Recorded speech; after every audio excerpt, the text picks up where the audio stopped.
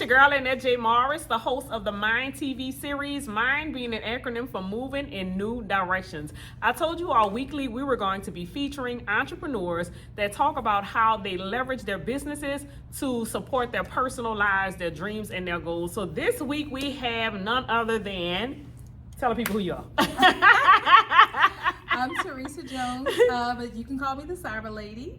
Proud owner of Evolve IQ, first female minority-owned cyber company in Louisiana. Y'all, that was a mouthful. So that was a mouthful. So Theresa, tell the people, because you know I'm often wondering, how did you get into cybersecurity? Like, that's a male-dominated space, and it's also not a African-American dominated space. So tell the people, how did you even get interested in being in cybersecurity? How did you get to be the cyber lady? So it's funny because I was a computer nerd as a teenager, and a lot of people don't know that. I actually saved my money, and my first line of credit as a teenager was with Gateway. I bought a computer. Oh, girl, you went way back with Gateway. Yes, with a bubble. You know, if y'all was born before 99, okay, yeah, you don't know nothing about Gateway, but that was one of the probably first computers. Yeah, and it was huge. Okay. But I always had a passion for it. Didn't have the direction to get into it. Took a day job selling medical software, and realized there was a big need for compliance and cybersecurity, and that small business owners were being taken advantage of. Okay. Because they are constantly putting all this money out for something that they don't understand, and they don't need to make that large of an investment. So with my last day job, I decided I couldn't, with a good conscience, take another business owner's money in that manner. Right. So that's what made me start Evolve IQ. In cybersecurity. In cybersecurity. And then on the flip side, like 2 days before I started the company legally, I was doing a job interview, and the older middle gentleman asked me, "What are you gonna do if we don't hire you?" And I had to explain to him I will start my own company. And I started my own company. Right. And now I've been able to go and assess his work on some government contracts. See how you're work. welcome. Okay. But I know there's been a lot of opportunities, because I know that you and I always talk or whatever, and in most of the rooms that you show up in, like, you're the only one. We call it, I'm the only chocolate chip in the room, which is an advantage, but it's also a disadvantage. Okay. Because you want to walk into a facility, and it's a conference, and it's 2,000 people, and have other people that look like you. You don't want everybody to know who you are because you're the only one. And it's funny because one time at a conference, it was 1,900 people, and out of 1,900 people, there were 11 black people. Out of 11 black people, I was the only business owner. Wow. And they kept saying, "Why are you so popular? How everybody know who you are?" I'm like, no offense. We ain't Look at me, right? We're not here. It's not many of us in this space, ma'am. Right. And out of the 11, it was like 9 men, 2 women, and the other woman was somebody's administrative assistant. So I want to see the day when we can go into these spaces as business owners and negotiating state and local contracts in tech. And it's people of color there. It's not just a Caucasian woman whose husband really is the owner, but they putting that as her because they want the women-owned access. Yeah. So I know we're gonna get there soon, because I have a plan to get us there. But we definitely need to be more in the tech space. Good. Talk about that a little bit, because I heard you say, like, in the women-owned space, and I know you and I did a contracting and cocktails event a couple of weeks ago, talking about the advantages of being a woman-owned small business and minority-owned small business right now. So tell the people a little bit about that, because I know one thing from personal experience, from you and I getting into the contracting space as being women-owned small businesses and minority-owned small businesses, there are a ton of contracts. Correct. All of them have a percentage that has to be allocated to minority-owned businesses and to women-owned businesses. But unfortunately, a lot of that money goes back to the federal government because we are not properly positioned as business owners to be able to qualify for that particular funding. So talk about that a little bit. Certainly. So when I was coming to sit down, I love the sign that you have right here that says mind shift. Absolutely. Because what happens is we are told that we can't do federal contracting. Even though it's set up for us to win, we're told we're not. So I think a lot of us bite the lie, believe in it, and don't try. Correct. So I'm crazy, you crazy. We just crazy enough to believe we can accomplish it. It is what it is. However, there's, federal and state and local set-asides, especially with infrastructure money that's coming down the pipeline. The federal government literally says we want 40% of these trillions of dollars to go to minorities, whether it's the businesses or in the communities. So why are we as small businesses not tapping into that? Correct. And you and I believe the same thing. We don't want to just find out for us. Right. We want to educate others too. Absolutely. Because I feel like we're stronger together. So I figured out during the beginning of the pandemic, had extra time to read, right? As we all did. We all had it. We was on a timeout. We was on a worldwide universal timeout, so we all had more time to read and research. Exactly. So in my world, it's like, okay, you can get another technology certification, or what's all this business certifications I'm hearing about, right? So when I started researching, I'm like, okay, there's a lot of money, contracts, things available that's specifically to be allocated to your business if you can actually meet the requirements. Well, none of the requirements actually say how long your business got to be open, how much money your business got to be worth. It's solely based on the fact that you're a minority, the percentage of ownership that your company has, and things like that. So it's like, hold up. It's easy enough. This is it, and I'm not gonna say it's a walk in the park, because it's not. Right. However, how serious are you about doing business? Correct. How serious are you about investing that time in order to reap the benefits of that investment? So I feel like now we're in a space where there's so much hitting the streets right now. Like I get contract invites all the time. Literally every hour on the hour. They got something coming. I have a whole email account set up just for that now. And I get to pick and choose what I want to participate in. Yeah, absolutely. And eventually I want to get to a point where I'm turning stuff down. Not technically. I'm not gonna do it, but I'm gonna pay you to do it. Yeah, absolutely. So we can still facilitate this. Because I mean, that's the world that we're in. And truthfully, I was having dinner with some people the other night, and they were talking about, Black people, we still trying to get reparations, and the Native Americans are not, because they have the 8A stuff set up. And I said, technically, if Black people looked at the certification process, that's reparations, right? Yeah. So let's it's hidden. It's hidden in government contracts. Yeah. It's hidden in plain sight. Yeah. Plain view, right in front of our faces. But they know we're not reading. We're not reading to get to it. Yeah. Amen. It's there. You're right. We're not reading. Right. And it's a couple of us that will sit there and read. I read all 1,039 pages of the infrastructure bill. And some people are like, what are you doing? How you gonna know where the money at if you don't understand what's the plan for the money? Who got the money? Right. How they distributing the money? What's the percentages to women? What's the percentages to minorities? What's the initiatives for tech? What's the initiatives for healthcare? Like, you have to know what you specialize in, but you not gonna find that information out unless you go and read it. Yeah. And that 1,039 pages, it is boring. However, I could probably tell you or anybody else where to go find the money. Now, whether or not you do something with it, that's on you. Absolutely. Yeah. But I'm going to find the money. You know where the money resides.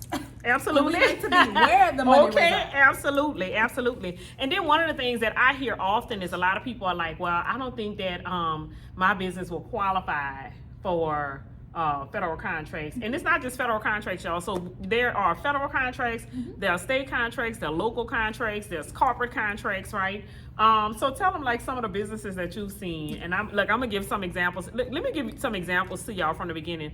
I was going to church with a guy some years ago, and this guy got a federal contract. Remember I told you about that? Got the federal contract, $1 million federal contract, and guess what he was providing? Condiment packets to the prisons, right? So he was providing mayonnaise, mustard, ketchup packets to the prisons, and got $1 million contract to do that, right?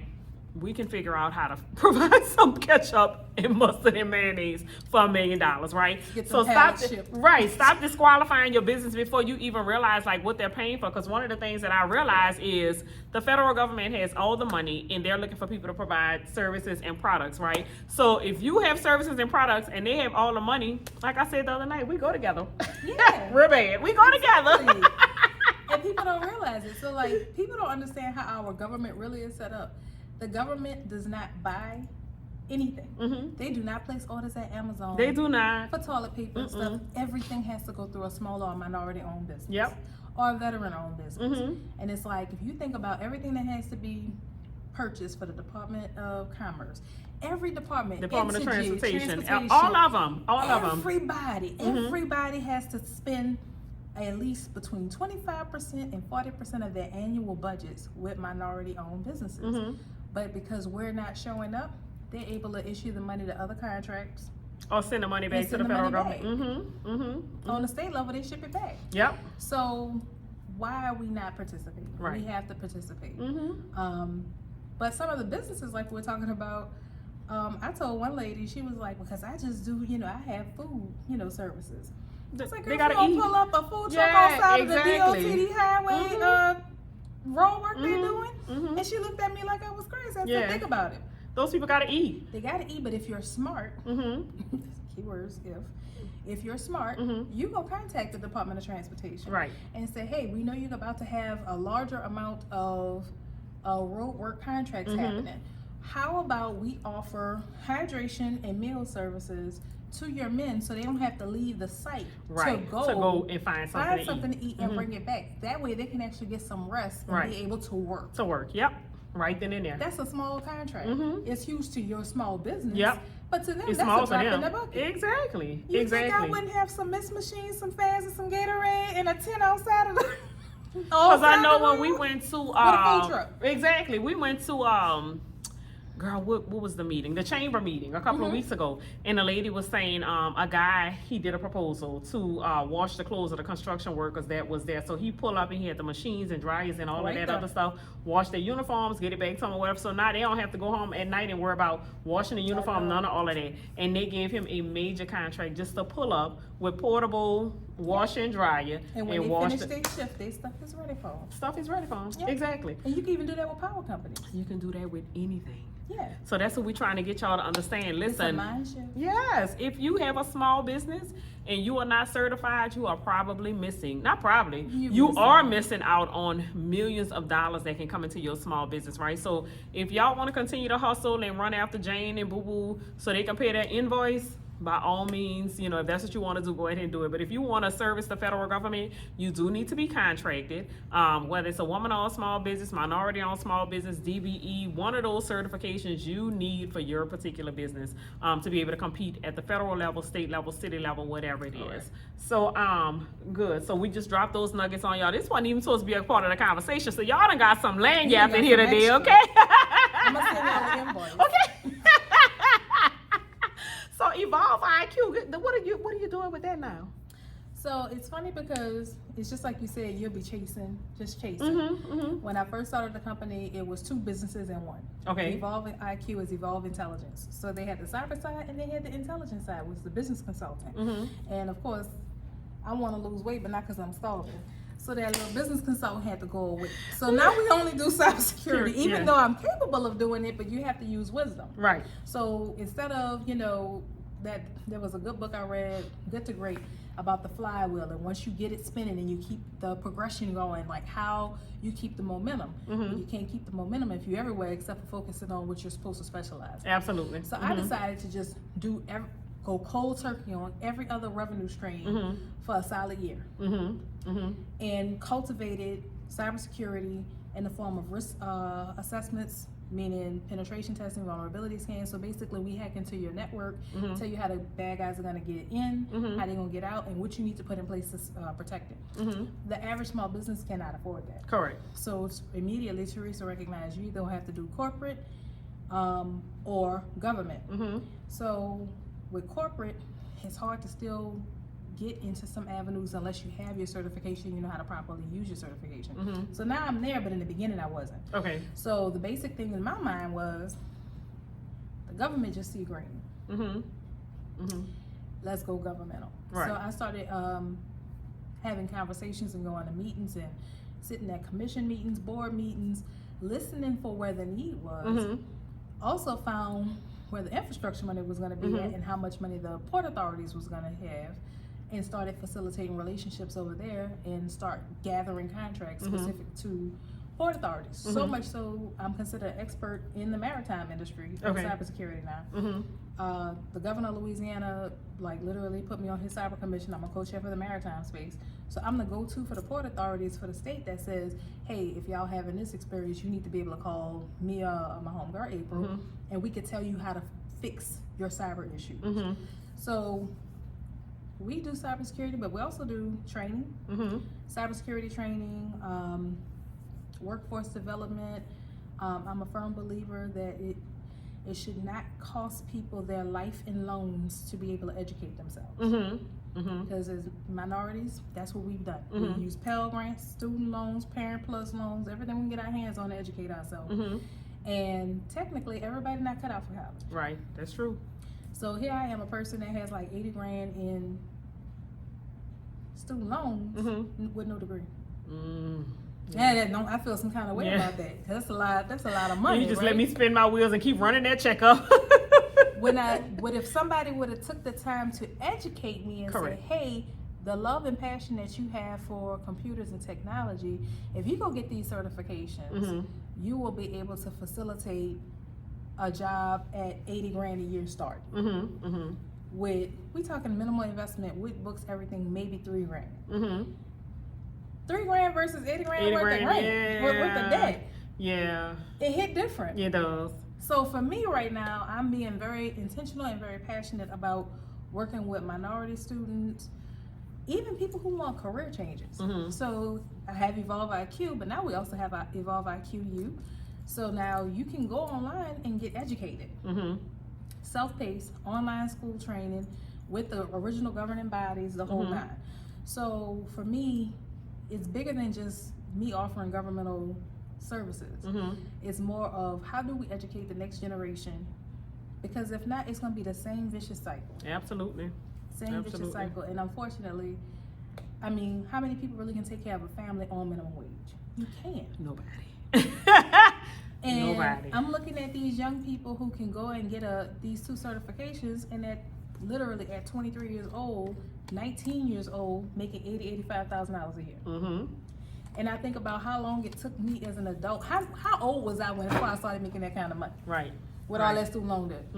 So, but I also look at the private schools and stuff and what they're doing to educate the students of what the other cultures is telling their children about this. Oh, absolutely. They're teaching their kids coding as a second language. They're doing all kinds of things that our community don't have. Yeah. So I feel like we have to do our part to not just do the work, but also educate in the work. Yeah, but they've always, that's why the space has been dominated, especially by, again, you see it every time you go to a meeting. It's dominated mainly by white males. White males and Middle Eastern males. That's what I've been trying to figure out. What are Asian males? I know that sounds stupid, but think about it. 90% of the world's technology comes from Asia. Why are they not in these rooms? They might be over there with their own people doing. No, I also recognize they create the machinery. Oh, they target is different. So it's like if you're creating the stuff that I need to check, why do you want me to? You're not gonna want to check it. They don't want to be on the other end of it. Yeah. Right? They don't care about checking it. Let me just just put it together. And and if it passed, fine. If it don't, fine. It don't matter. I'm still gonna make the money. So Absolutely. that's okay. But it hit me one day. Yeah. I don't never see them. Yeah, that's with Where good y'all reason. at? With good reason. It's okay. How long has been Evolve IQ been in existence? Okay, so I'm so excited. Evolve IQ will be 3 years old October 17th. Birthday! So 3 years old and you've done all of this. Yes. Yes. It's been a long 3 years. Amazing, amazing, amazing. Is Evolve IQ your first business? No. First legal or illegal. But I ain't the one that got to say it. So you ain't heard it from her, y'all. You ain't heard it from me. her. However, I am definitely a serial entrepreneur. I've had, prior to now, had a marketing firm. I even had a catering business at 18 years old. Girl, I had a catering business one time too. Just the ultimate hustler. Just hustling. And I mean, I needed tuition money. So I'm gonna cook these pans of food. Okay, and we're gonna flip this right here, you know. Exactly. And my love for cars made me realize the men at the car dealership, women too. But most back then in 99, 2000, there was a lot of men car salesmen. They wasn't allowed to leave the lots on Saturdays. Okay. Okay. 18-year-old Theresa put together a flyer and went and talked to management because I don't want each person paying me. And I had the dealerships in Metairie and Kenner paying me directly to deliver their food every Saturday. Yeah, see. And that's how I pay bills. That's how it was. But my very first business, I actually started like a little playground, playland thing because we live with what was called up the street. So they didn't have any people of color that lived on the block I finally moved to as a teenager. So I started charging all the kids on the other side of the block who didn't have a volleyball net, a basketball goal. They didn't have bikes and all that. My brother and sister went away to college. I was renting out their bikes. I was doing everything. We're going to make this money. I told my mom, I said, look, the other half of that garage, can I have that for my birthday? She was like, what you going to do with it? Don't worry about it. Right. Baby, we were slinging nachos, chips, everything, cookies, candy. And then they had the rule. Y'all know at 4:30, Miss Angie go pull up part ways like the Red Sea and let that Buick get in the yard. Okay. Because I don't need her complaining about these kids being in the way. And closing up my sweet shop, right? Y'all can go back to playing on that basketball court and doing all of that. But like, cutting grass. We talking. I didn't never babysit. I don't like people children. They German. But I walk dogs. Like, is a girl. Right. But I was the hustler. We got to get this money. Absolutely. And the last question, the second to last question I want to ask you, how have you been able to leverage your business to support like your dream life and the things that you want to do? Because we're talking about moving in new directions, y'all. And one of the things that I learned from being a full-time entrepreneur for 11 years is that the revenue that you generate from your business can definitely support your personal dreams, your life, all of those things, and help you to elevate. So how have you been able to leverage the business to support like your dream life and the things that you once only dreamed of and now it's coming into fruition? So it's funny because a lot of the stuff that I dream about, I haven't done yet. However, it's allowed me to have the resources and the revenue put up. So like I've always wanted, I had my pilot's license temporarily at the age of 17. In January, I'm going to pilot school. I'm going to get my pilot's license and I'm going to buy a jet. Okay. That's something I've always wanted to do. And people used to think, this girl crazy. I'm gonna have a jet and I'm gonna have a yacht. Right. And I want to fly a private jet, so we're gonna be, Exactly. And if I don't feel like flying, somebody else can fly and I can come sit and hang out. Correct. Absolutely. But it's mine. It's yours. Yeah. If I feel like leaving, we out. Yes. So that's one of my goals. I wanted to go on a real yacht, not a party boat. Those 20-foot party boats is not a yacht. Not a yacht. Yes. So I was able to travel with your mastermind, right? And had a yacht excursion, period. Okay. Yes. And it's funny because it went from me never getting on a boat to getting on 2 yachts in 1 week. So it hit different and moved fast. I have a love for expensive cars. Love expensive cars. And you make sacrifices as an entrepreneur if you're a good one. And I've been like, I know I need an SUV. I need an SUV. Let me tell you, last week I was on a conference, and a lady said, you don't make sacrifices, you make choices. Yes, and so that true. Makes it feel better, right? Because when you hear like, oh, I made a sacrifice, it just feels punitive in nature, right? It just feels like yeah, exactly. She says not sacrifices, you making choices. You're right. I'm making the choices to be able to afford. So I'm gonna buy my first luxury SUV for a Christmas present to myself this year. So we got a couple weeks. So I'm in test drive mode right now. But there's just different things I've always wanted to do.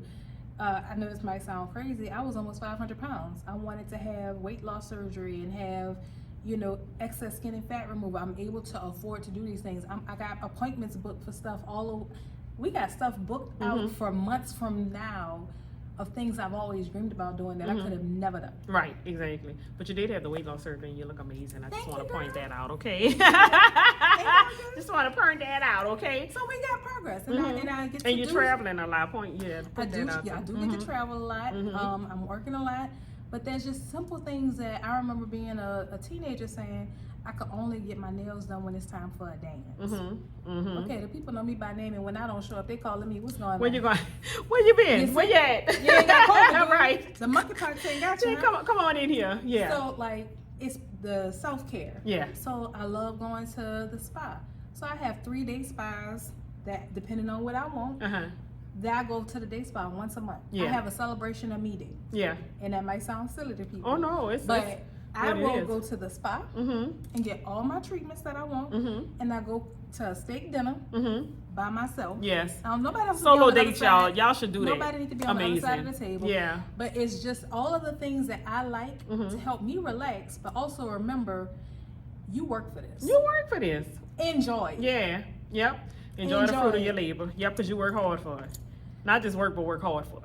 Oh, Yeah, absolutely. Yes, so ma'am. yeah, we're gonna talk about that, because them solo dates, they hit different, y'all. I promise they you, do. y'all need to do that. I take myself out to lunch I regularly. do it all the time. I'm on a fast right now, so I probably won't be taking myself out to That's lunch for okay. another 20-something days, but I love to do it. Absolutely love to do it. So tell the people how they can follow you, Theresa, how they can keep in touch with you. So you can always find me on LinkedIn. LinkedIn is the easiest way. You can find me at linkedin.com/evolve, EVALV-IQ. The easiest way I tell people to track me down is my email address. It's long. It's Theresa, THERESA JONES @evolve.today.